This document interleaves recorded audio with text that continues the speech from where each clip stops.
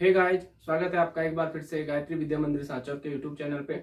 Last class में मैं आपको छोड़ के गया था विद्युतीय गुण के बारे में। सॉलिड स्टेट के तीन टाइप के मैंने बताए थे, चालक हो सकते हैं, विद्युत रोधी हो सकते हैं और अर्धचालक हो सकते हैं। ठीक है, सॉलिड बैंड थ्योरी और जो अर्धचालक हैं उसके बारे में हमें आपको डिस्कस करना है। तो सबसे पहले मैं बैंड थ्योरी के बारे में आपको बताऊंगा, क्योंकि अकॉर्डिंग टू बैंड थ्योरी ही ठोसों को हमने तीन प्रकार से डिवाइड किया है। ठीक है, बैंड थ्योरी,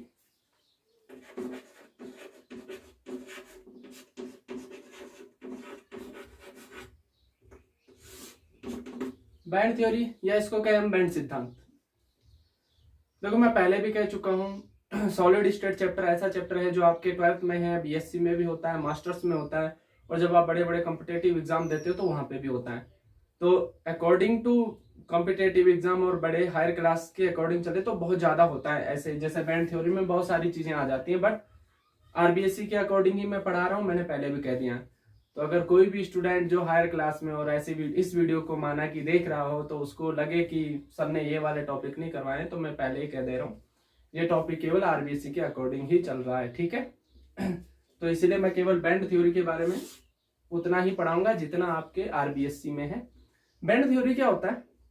सबसे पहले बैंड थ्योरी में हम बैंड की बात कर लेते हैं। बैंड किसको कहते हैं? बैंड थ्योरी या बैंड सिद्धांत में, बैंड सिद्धांत हिंदी में कहें तो बैंड सिद्धांत। अब बैंड क्या होता है? बैंड क्या होता है? The conductivity of energy level is called a band.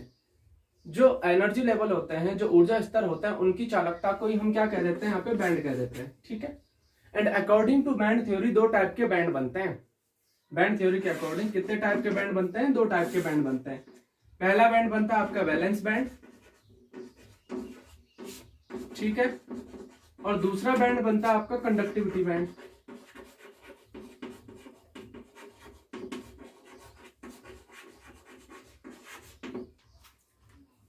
Band theory क्या कहती है? दो टाइप के बैंड बनते हैं यहाँ पे। एक बनता है आपका बैलेंस बैंड और एक बनता है आपका कंडक्टिविटी बैंड। बैलेंस बैंड किसको कहते हैं? बैलेंस बैंड उसको कहते हैं जिसमें इलेक्ट्रॉन भरे हुए होते हैं। ठीक है, और कंडक्टिविटी बैंड क्या है? मतलब बैलेंस बैंड क्या? ऐसे ऑर्बिटल होते हैं जिनमें हम इलेक्ट्रॉन भर देते हैं, वो आपके बैलेंस बैंड होते हैं। और ऐसे ऑर्बिटल जो क्या होते हैं? खाली होते हैं, एकदम बिल्कुल रिक्त होते हैं, ये आपके कंडक्टिविटी बैंड कहते हैं। बैलेंस बैंड ऐसे ऑर्बिटल माने जाते हैं जिनमें इलेक्ट्रॉन फुल फिल्ड हो या हाफ फिल्ड हो, जैसे भी, लेकिन इलेक्ट्रॉन भरे हुए होने चाहिए। ठीक है, कंडक्टिविटी बैंड क्या होता है? कंडक्टिविटी बैंड ऐसे बैंड होते हैं जो एकदम वैकेंट होते हैं। अगर हम एनर्जी लेवल की बात करें तो बैलेंस बैंड की एनर्जी कम होती है, कंडक्टिविटी बैंड की एनर्जी ज्यादा होती है। It means that balance band के जस्ट ऊपर कौन सा बैंड लाई करता है? कंडक्टिविटी बैंड लाई करता है। ठीक है, आगे हम देखते हैं कि फॉर्मेशन कैसे होता है इन बैलेंस बैंड का और कंडक्टिविटी बैंड का। इन बैंड का फॉर्मेशन कैसे होता है, बनते कैसे हैं? तो कोई भी सॉलिड ले लो आप, किसी भी सॉलिड में नंबर ऑफ एटम्स तो बहुत ज्यादा होंगे, होंगे कि नहीं होंगे? और जब वो नंबर ऑफ एटम्स के ऑर्बिटल जब एक दूसरे से मिलते हैं ना, आपस में ओवरलैप करते हैं, तो उस टाइम पर क्या होता है? बैंड फॉर्मेशन हो जाता है। वो अपने आप बैंड के रूप में आपको दिखने लग जाएंगे। ऐसे में आपको समझ में नहीं आ रहा होगा, मैं आपको एग्जाम्पल लेकर के बता देता हूँ। जैसे कि मैं लिथियम की बात कर रहा हूं। देखो, लिथियम की अगर बात करें तो इलेक्ट्रॉनिक कॉन्फ़िगरेशन क्या होता है? 1s2 2s1। तो ये इसका वैलेंस ऑर्बिटल है। ठीक है, ये ऑर्बिटल तो फुल फिल्ड है, इसके बैलेंस ऑर्बिटल जब आपस में क्या करते हैं? ओवरलैप करेंगे। ठीक है, तो इनके बैलेंस एटॉमिक ऑर्बिटल जब आपस में और क्या करते हैं? ओवरलैप करते हैं, तो उस टाइम पर क्या बन जाता है? आपका बैलेंस बैंड बन जाता है। ठीक है, तो बैलेंसी सेल जो होता है, बैलेंसी सेल में जो जिसमें इलेक्ट्रॉन होगा, ठीक है, वो इलेक्ट्रॉन वाले एटॉमिक ऑर्बिटल जब आपस में क्या करते हैं? ओवरलैप्ड होते हैं, तब जाकर के बैलेंस बैंड बनता है। और कंडक्टिविटी बैंड का बनता है, देखो 2s के बाद इसमें 2p भी होगा। 2p में कौन होगा? 2px होगा, 2py होगा और 2pz होगा। क्योंकि भाई अगर कोस दूसरा आ चुका है तो इसकी सारी ऑर्बिटल आएंगी, और ये वैकेंट ऑर्बिटल होती हैं। ये वैकेंट ऑर्बिटल जब आपस में ओवरलैप करेंगे तब जाकर के आपका कौन सा बैंड बनेगा? कंडक्टिविटी बैंड बनेगा। अब आप अच्छे से जानते हो, n+l रूल आपने पढ़ा होगा। अकॉर्डिंग टू n+l रूल, जिसकी वैल्यू ज्यादा होगी उसकी एनर्जी भी ज्यादा होती है। अफवाह भी यही कहता है। ठीक है, और अफवाह में कहता है एनर्जी लेवल के बढ़ने के साथ साथ इलेक्ट्रॉन की फिलिंग सबसे पहले उसमें होती है, जिसमें हम एनर्जी कम होती है, तो पता ही आपको। तो अभी मैं इससे कहूं कि 2s की एनर्जी ज्यादा है, 2p की ज्यादा है, तो थोड़ी सी ज्यादा हो जाएगी 2p की, क्योंकि इसके n+l का मान 2 आएगा और इसके n+l का मान कितना आ जाएगा? 3 आएगा। तो सारी बातें आपको पता है। इसीलिए कंडक्टिविटी बैंड हमेशा किसके ऊपर रहता है? बैलेंस बैंड के ऊपर रहता है। अब ये बैंड बनते कैसे, देखो अगर एक ही लिथियम हुआ तब तो 1s2 2s1 होगा, लेकिन अगर दो लिथियम आ जाएंगे तो बैंड कुछ इस प्रकार से बनेगा। देखो इसके 2s1 2s1, दो 2s1 आएंगे ना, एक लिथियम का एक 2s1, दूसरे लिथियम का दूसरा 2s1, इसमें एक इलेक्ट्रॉन है और इसमें एक इलेक्ट्रॉन है, तो इसकी दो एटॉमिक ऑर्बिटल, ये फील्ड हो जाएगी, ये वैकेंट रह जाएगी। अब अगर मैं इसके नंबर 4 लिख दूं, चलो आगे लिख देता हूं, ठीक है। अगर लिथियम 4 हो गए तो क्या होगा, 2s1 2s1 2s1 2s1, तो 4 ऑर्बिटल बन जाएंगे।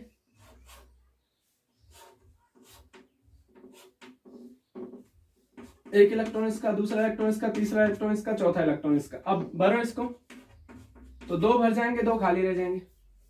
ऐसे ऐसे करके इसको भरते जाओगे भरते जाओगे, और जब नंबर ऑफ क्या आएंगे, जैसे 6 आ गए, चलो 6 आ गए तो दो और बढ़ जाएंगे, तो और पास पास हो जाएंगे ना ऑर्बिटल। अब नंबर ऑफ लिथियम अगर 8 हो जाएंगे तो और पास पास आ जाएंगे। ऐसे ऐसे करके नंबर ऑफ लिथियम अगर हम n लिख दें, बहुत सारे, जैसे मैं बना के दिखा देता हूं आपको, तो एटॉम्स के नंबर जैसे जैसे बढ़ेंगे वैसे वैसे क्या होगा, एटॉमिक ऑर्बिटल पास पास आ जाएंगे। कितने पास पास आएंगे, देखो पहले में 2 थे तो थोड़ा दूर दूर थे, दूसरे में 4 आए तो पास पास आ गए, ऐसे करके आएगी नहीं है। और अगर नंबर ऑफ लिथियम n हो जाए तब क्या होगा, नंबर ऑफ लिथियम n हो जाएंगे तो कुछ इस प्रकार से बैंड बनेगा। कैसे बनेगा, देखो नंबर ऑफ लिथियम अगर n होंगे तो बहुत सारे ns1 होंगे, इसमें n2s1 होंगे, होंगे कि नहीं होंगे, और n इसमें क्या होंगे, इलेक्ट्रॉन भी होंगे, एक इलेक्ट्रॉन, s में एक इलेक्ट्रॉन है ना, और ऐसे ऐसे करके बहुत सारे बैंड मिल जाएंगे यूं करके।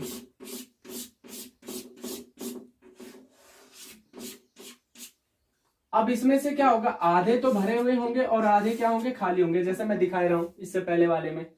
तो ऐसे अगर भरी भरी ऑर्बिटल और आधी खाली खाली ऑर्बिटल को हम यूं रिप्रेजेंट कर लेते हैं।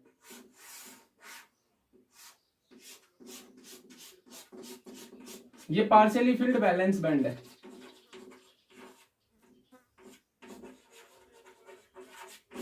ठीक है, तो जैसे ही हम सॉलिड की बात करते हैं, मैं सॉलिड में नंबर ऑफ एटम्स तो बहुत सारे होंगे और उनके ऑर्बिटल जब एक दूसरे से मिलेंगे तो जब तक एक या दो संख्या 3 4 5 6 कम होती है संख्या, तब तक तो एनर्जी लेवल के बीच में जो गैप होता है ना वो दिखाई देता है। लेकिन बाद में जब नंबर ऑफ क्या बढ़ जाते हैं, एटम्स बढ़ जाते हैं, तो ये एकदम पास पास आ जाते हैं, जो हमें किसके रूप में नजर आने लगते हैं, बैंड के रूप में नजर आने लगते हैं। तो ये तो रहा आपका बैलेंस बैंड। किससे बना है, बैलेंस बैंड बना है बैलेंस सेल के इलेक्ट्रॉन से, ठीक है, उस बैलेंस सेल के ऑर्बिटल से जिसमें इलेक्ट्रॉन थे। अब अगर हम बात करें एम्प्टी ऑर्बिटल, तो एम्प्टी ऑर्बिटल लिथियम की जो एम्प्टी ऑर्बिटल होती है कौन कौन सी है, 2px 2py 2pz। जब वो एम्प्टी ऑर्बिटल के नंबर ऑफ ऑर्बिटल एक दूसरे से क्या करते हैं, ओवरलैप करते हैं, तो एकदम खाली ऑर्बिटल बन जाती है, और उसी को हम क्या कहते हैं, एटॉमिक कंडक्टिविटी बैंड कहते हैं। ठीक है, तो अगर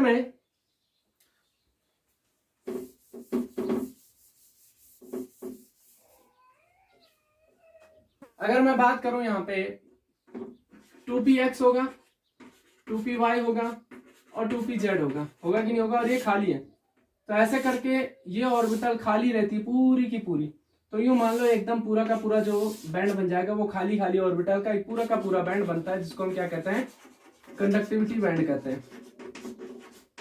तो खाली वाली ऑर्बिटल कंडक्टिविटी बैंड बनाती है, और जिसमें इलेक्ट्रॉन होते हैं वो क्या बनाते हैं, बैलेंस बैंड बनाती है।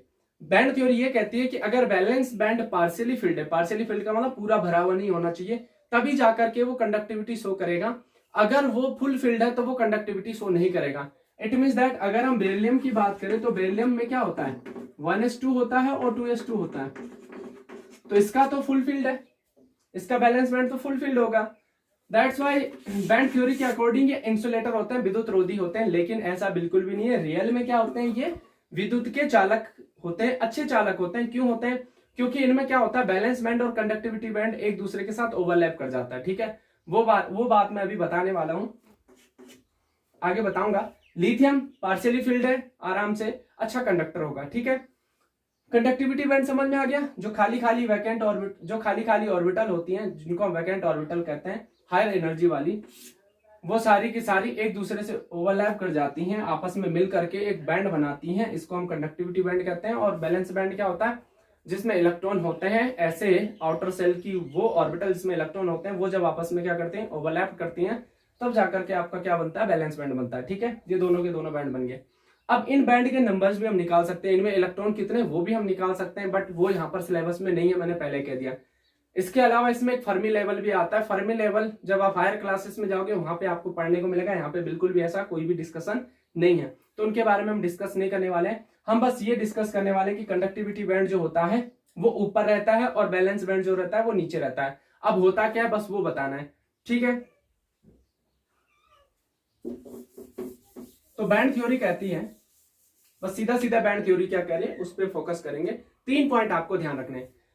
अगर बैलेंस बैंड, अगर ये बैलेंस बैंड और कंडक्टिविटी बैंड एक दूसरे के साथ ओवरलैप कर जाए, देखो ये कंडक्टिविटी बैंड था खाली वाला और ये बैलेंस बैंड था भरा वाला। ठीक है, ये कंडक्टिविटी बैंड है,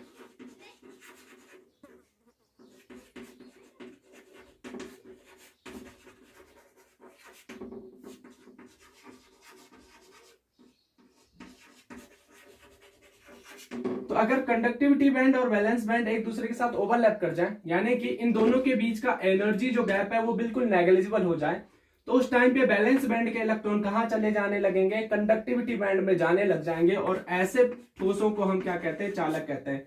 तो वह ठोस जिनमें बैलेंस बैंड और कंडक्टिविटी बैंड ओवरलैप कर जाते हैं और इनके बीच का एनर्जी गैप क्या होता है, बहुत ही नगण्य होता है, तो उस टाइम पर बैलेंस बैंड के इलेक्ट्रॉन कहां चले जाने लगते हैं, बैलेंस बैंड के इलेक्ट्रॉन कंडक्टिविटी बैंड में जाने लगते हैं। और ऐसे पदार्थ को हमने क्या कहा है, चालक कहा है। समझ गए? विद्युत रोधी किसको कहा है, अगर कंडक्टिविटी बैंड और बैलेंस बैंड के बीच एनर्जी गैप बहुत ज्यादा हो जाए, देखो ये एनर्जी गैप है, इसको हम फॉरबिडन एनर्जी गैप कहते हैं।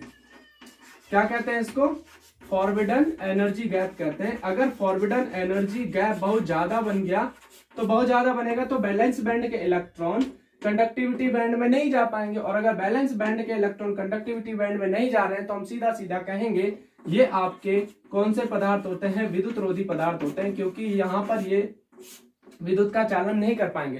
तो अगर एनर्जी गैप बिल्कुल नगण्य है, ठीक है, कहें तो ऑर्बिटल एक दूसरे से ओवरलैप हो चुकी है, तो ये आपका चालक है। विद्युत रोधी में क्या होता है, एनर्जी गैप ज्यादा हो जाता है। अब अर्धचालक में क्या होगा, आप अच्छे से जानते हो, इसके और इसके बीच एनर्जी गैप बन जाएगा। समझ रहे हो, मतलब इसमें तो नगण्य एनर्जी गैप है, इसमें एनर्जी गैप बहुत ज्यादा है, तो अर्धचालक में एनर्जी गैप क्या होगा, थोड़ा कम हो जाएगा। समझ में आ रही बात? तो अर्धचालक जो पदार्थ होते हैं, जो सॉलिड होते हैं, उनमें बैलेंस बैंड और कंडक्टिविटी बैंड के बीच एनर्जी गैप जो होगा वो कम होगा, तो ये आपके अर्धचालक है।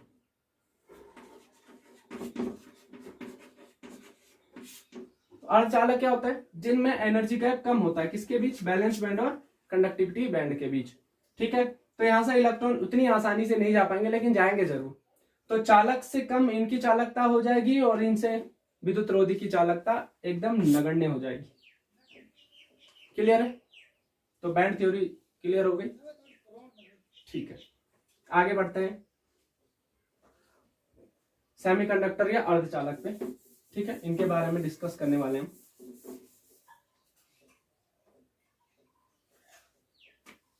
अभी हम सेमीकंडक्टर या अर्धचालक की बात करेंगे। देखो अर्धचालक क्या होता है वो मैंने आपको बता दिया। बैंड थ्योरी के अकॉर्डिंग बताओ, चाहे चालकता के प्रास के बेस पर बताऊं, चाहे किसी भी बेस पर बताओ, आपको अर्धचालक के बारे में पता चल गया। देखो अर्धचालक 2 प्रकार के होते हैं, एक इंट्रिंसिक होता है और एक एक्सट्रिंसिक होता है। एक होता है शुद्ध अर्धचालक और एक होता है अशुद्ध अर्धचालक। ठीक है, एक होता है शुद्ध अर्धचालक और एक होता है अशुद्ध अर्धचालक। शुद्ध अर्धचालक क्या होते हैं, शुद्ध अर्धचालक इनको हम नेज अर्धचालक भी कहते हैं। शुद्ध अर्धचालक को हम क्या कहते हैं, नेज अर्धचालक भी कहते हैं। इनमें कोई भी अशुद्धि नहीं मिलाई जाती है, एकदम प्योर बने हुए होते हैं। जैसे मैं कहूं सिलिकॉन और जर्मेनियम। देखो आरबीएससी क्या कहती है कि सिलिकॉन और जर्मेनियम जो होते हैं वो स्ट्रॉन्ग बॉन्ड बनाते हैं, स्ट्रॉन्ग कोवैलेंट बॉन्ड बनाते हैं एक दूसरे के बीच। आपको पता है सिलिकॉन की वैलेंसी 4 होती है, जर्मेनियम की वैलेंसी भी 4 ही है। ठीक है, तो सिलिकॉन की बात करें चाहे जर्मेनियम की बात करें, ये 4 पर्पल कोवलेंट बॉन्डों के द्वारा 4 अन्य सिलिकॉन से, या जर्मेनियम होगा तो वो किससे जुड़ा होगा, जर्मेनियम से जुड़ा होगा। ठीक है, ऐसे करके जुड़े हुए होते हैं।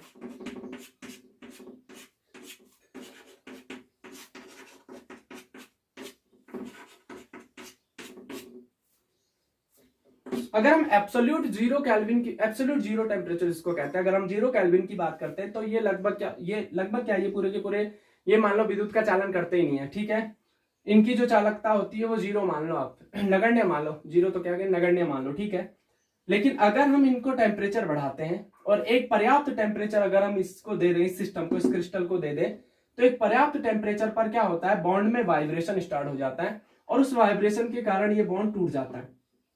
ठीक है, जैसे बॉन्ड टूटेगा तो इलेक्ट्रॉन इनके फ्री हो जाएंगे, इलेक्ट्रॉन क्या हो जाएंगे, फ्री हो जाएंगे, और ये इलेक्ट्रॉन आकर के अंतराकाश में आ जाएगा। अब जैसे ये इलेक्ट्रॉन अंतराकाश में आता है तो यहां पर जो होती है वो वैकेंसी क्रिएट हो जाती है, और इस वैकेंसी को हम पॉजिटिव वैकेंसी कहते हैं। तो इलेक्ट्रॉन तो इंटरस्टिशियल पोजीशन पे आ जाता है और यहाँ वैकेंसी क्रिएट हो जाती है। उसी टाइम पे भाई ये बॉन्ड भी तो टूटेगा, और जब ये बॉन्ड टूटेगा तो इसका इलेक्ट्रॉन भी फ्री हो जाएगा, इसका इलेक्ट्रॉन भी फ्री हो जाएगा। तो यहां पर कहा गया कि अगर हम इस क्रिस्टल को विद्युत विभव देंगे तो विद्युत विभव देने पर क्या होगा, इलेक्ट्रॉन आगे की ओर गमन करते हैं और पीछे पीछे वैकेंसी क्रिएट करते जाते हैं, धनात्मक वैकेंसी जिसको कहते हैं। तो यहां पर एक पॉजिटिव वैकेंसी आ जाती है और एक इलेक्ट्रॉन यहां पर गमन करना शुरू कर देता है। इसकी वजह से ये विद्युत चालकता शो करना स्टार्ट कर देते हैं, और ऐसे ही अर्धचालक को इन्होंने क्या कहा है, नेज अर्धचालक कहा है। लेकिन इसकी जो चालकता का मान होता है वो इतना कम होता है कि दैनिक जीवन में इनका उपयोग हम नहीं कर सकते। ठीक है, मतलब इनकी कंडक्टिविटी का यूज नहीं कर सकते हम कहीं भी। इसीलिए हम क्या करते हैं कि जो नेज अर्धचालक होते हैं या जो अर्धचालक होते हैं उसमें हम क्या मिला देते हैं, अशुद्धि मिला देते हैं, और अशुद्धि मिलाने के बाद इन अर्धचालकों को हम क्या कहते हैं, अशुद्ध अर्धचालक कहते हैं। ये ध्यान रखना है। नेज अर्धचालक में मैंने क्या कहा है, मैं पहले भी बता चुका हूं, अकॉर्डिंग टू आरबीसी चल रहा हूं मैं, ज्यादा डिस्कस नहीं करूंगा मैं इसके बारे में। वैसे डिस्कशन की बात करें तो बहुत ज्यादा डिस्कशन होता है जब आप हायर क्लासेस में जाओगे, या फिजिक्स में आपको पढ़ने को मिल जाएगा। ठीक है, लेकिन यहाँ पे जो आपके सिलेबस में मैं वही बता रहा हूँ कि सिलिकॉन और जर्मेनियम 4-4 सिलिकॉन या 4-4 जर्मेनियम से स्ट्रॉन्ग कोवलेंट बॉन्ड से जुड़े होते हैं, और जब हम इनको क्या करते हैं, टेम्परेचर देते हैं, तो एक पर्याप्त टेम्परेचर मिलने पर इनके बीच के बॉन्ड में वाइब्रेशन होता है और वो टूट जाता है। और जब हम इसको विद्युत विभव देते हैं तो इनके इलेक्ट्रॉन आगे अंतराकाश में जाते हैं और पीछे वैकेंसी क्रिएट करना लग जाते हैं। तो ये इलेक्ट्रॉन जैसे यहाँ वैकेंसी क्रिएट होगी, ये इलेक्ट्रॉन यहाँ आ जाएगा, यहाँ वैकेंसी क्रिएट हो जाएगी, ये इलेक्ट्रॉन यहाँ आ जाएगा, यहाँ से ये इलेक्ट्रॉन जंप करेगा, ऐसे ऐसे करके यहाँ पे इलेक्ट्रॉन क्या करने लग जाएंगे, मूवमेंट करना शुरू कर देंगे। तो इनमें कहीं ना कहीं थोड़ा सा क्या हो जाएगा, चालकता आ जाएगी, लेकिन वो इतनी ज्यादा नहीं होती कि उसका हम यूज कर सकें। इसीलिए हमें क्या करना पड़ता है, अर्धचालकों में अशुद्धि मिलानी पड़ती है। तो अशुद्धि हम 2 प्रकार से मिलाते हैं, अशुद्धि हम 2 प्रकार से मिलाते हैं। एक मिलाते हैं इलेक्ट्रॉन धनी अशुद्धि, और एक मिलाते हैं इलेक्ट्रॉन न्यून अशुद्धि।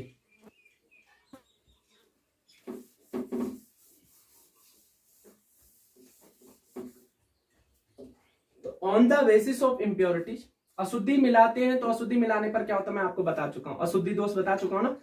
किसी भी क्रिस्टल सिस्टम की चालकता को बढ़ाने के लिए हम उसमें अशुद्धि मिलाते हैं, मैंने पहले बता दिया था, डोपिंग मेथड उसको कहते हैं। तो अशुद्धि मिलाने का मतलब ही है कि हमें यहाँ पर क्या करना है, इनकी कंडक्टिविटी को इंक्रीज करना है। ठीक है, और कितने प्रकार की अशुद्धि मिला सकते हैं, एक इलेक्ट्रॉन धनी अशुद्धि मिला सकते हैं, और एक हम इसमें क्या मिला सकते हैं, इलेक्ट्रॉन न्यून अशुद्धि मिला सकते हैं। तो अब आप इलेक्ट्रॉन धनी अशुद्धि जब मिलाओगे ना, तो उस टाइम पर जो अर्धचालक बनेगा उसको हम एन प्रकार के अर्धचालक कहते हैं। यहां पर एन का मतलब होता है नेगेटिव, ध्यान रखना।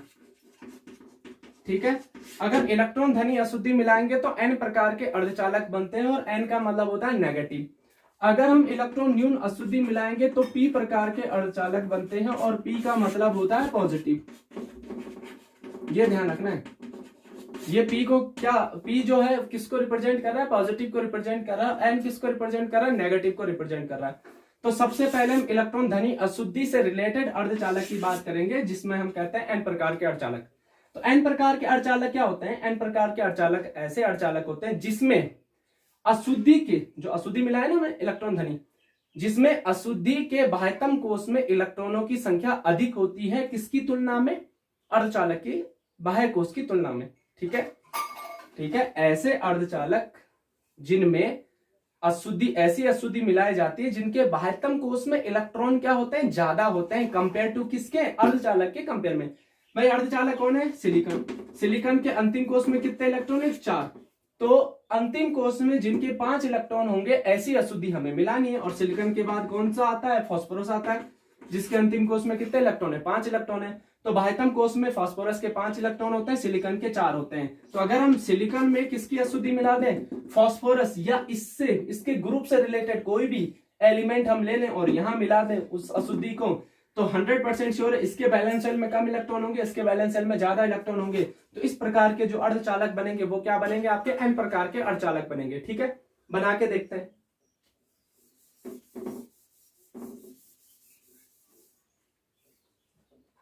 देखो एन प्रकार के अर्धचालक में अशुद्धि के बाह्यतम कोश में ज्यादा इलेक्ट्रॉन होते हैं कंपेयर टू अर्धचालक के बाह्यतम कोश के। ठीक है, अभी देखो सिलिकॉन में 4 इलेक्ट्रॉन होते थे, तो ये 4 बॉन्ड बनाता था। हमने फास्फोरस मिलाया, फास्फोरस ने 4 बॉन्ड तो बनाए, लेकिन एक बात अगर आपको ध्यान में आ रही हो कि फास्फोरस के अंतिम कोश में तो 5 इलेक्ट्रॉन होते हैं,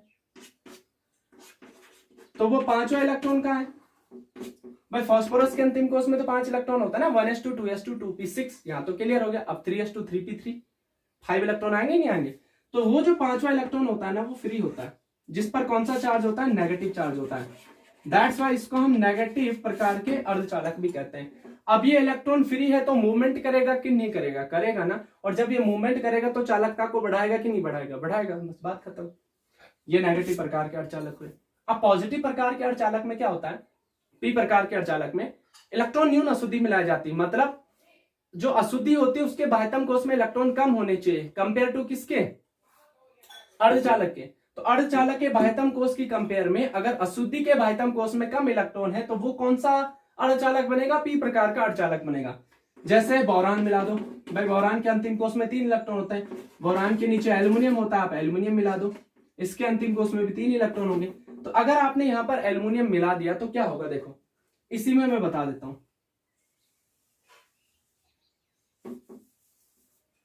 बोरान एल्युमिनियम कोई सा भी मिला दो, ठीक है। सपोज टू भी आपने एल्युमिनियम बोरान मिला दिया। अभी देखो बोरान तो 3 ही बॉन्ड बना सकता है क्योंकि बोरान के अंतिम कोश में 3 इलेक्ट्रॉन है, लेकिन सिलिकॉन तो 4 इलेक्ट्रॉन बनाता है ना। तो जो सिलिकॉन इसके पास में होगा उस सिलिकॉन में 1 इलेक्ट्रॉन एक्स्ट्रा बच जाएगा, बच जाएगा ही नहीं, बच जाएगा। और यहां पर बोरान में एक छिद्र खाली हो जाएगा क्योंकि बोरान का अगर मैं इलेक्ट्रॉनिक कॉन्फ़िगरेशन देखो क्या होता है, 1s2 5 इलेक्ट्रॉन होता है ना इसमें, 2s2, और ये होता है 2px में 1 इलेक्ट्रॉन आ जाएगा, 2py में कोई इलेक्ट्रॉन नहीं होगा, 2pz में कोई इलेक्ट्रॉन नहीं होगा। माना कि इसका 1 इलेक्ट्रॉन एक्साइटेड होकर यहां चले गया तो 1 1 1 3 बॉन्ड तो बन गए, लेकिन चौथा वाला ऑर्बिटल वैकेंट है कि नहीं है, तो इसको हम पॉजिटिव वैकेंसी कहते हैं। तो ये जो वैकेंसी है ना, ये जो होल है, अब इस होल में ये इलेक्ट्रॉन आएगा, ये इलेक्ट्रॉन यहां आएगा तो ये वाला बॉन्ड टूट जाएगा। अब यहां पर होल क्रिएट हो जाएगा, अगर यहां बॉन्ड बनेगा तो ये वाला बॉन्ड टूटेगा ना, तो होल यहां पर क्रिएट हो जाएगा। ऐसे ऐसे करके यहां से बॉन्ड टूटेगा, यहां होल क्रिएट हो जाएगा। तो ये वाला जो होल होता है ये पॉजिटिव होल होता है, इसीलिए इसको हमने क्या कहा है, पॉजिटिव प्रकार के अर्धचालक कहा है। तो इलेक्ट्रॉन भी है और होल भी है, तो इलेक्ट्रॉन यहाँ पे मूवमेंट कर सकते हैं होल में और आराम से कंडक्टिविटी इंक्रीज कर सकते हैं। तो 2 प्रकार के अर्धचालक मैंने बता दिए। एक था आपका एन प्रकार का, एन प्रकार में वो अशुद्धि मिलाते हैं जिसमें बाह्यतम कोश में इलेक्ट्रॉन ज्यादा होते हैं कंपेयर टू अर्धचालक के, और अगर अर्धचालक की कंपेयर में अशुद्धि में इलेक्ट्रॉन कम है तो वो आपका क्या कहलाते हैं, पॉजिटिव टाइप के अर्धचालक कहलाते हैं। तो ये आपका कंप्लीट डिस्कशन था सेमीकंडक्टर का और बैंड थ्योरी का। Thank you.